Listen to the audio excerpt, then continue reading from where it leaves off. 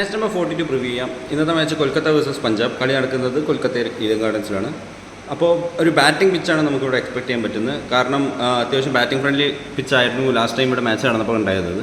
So അതിൻ്റെ ഒരു advantage എനിക്ക് തോന്നുന്നത് കൊൽക്കത്തയ്ക്കാണ് എന്തായാലും അഡ്വാൻറ്റേജ് ഉള്ളത്. ഒരു സ്ട്രോങ് അഡ്വാൻറ്റേജ് ഉണ്ട്. പഞ്ചാബിൻ്റെ ഒരു സീസൺ തന്നെ അത്യാവശ്യം ഒരു വീക്ക് സീസൺ ആയിട്ടാണ് എനിക്ക് തോന്നിയിട്ടുള്ളത്. കാരണം അവരുടെ ബാറ്റ്സ്മാൻ ആരും ഉദ്ദേശിച്ച രീതിയിൽ പെർഫോം ചെയ്തിട്ടില്ല.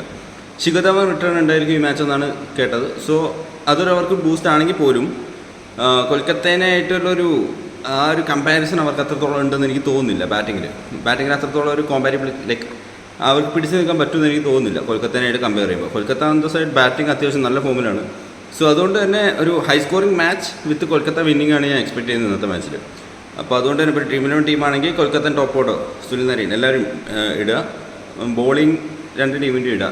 പഞ്ചാബിലാകെ സാം കറാൻ അല്ലെങ്കിൽ ശിഖർ ധവാൻ ഇടുക. That's all.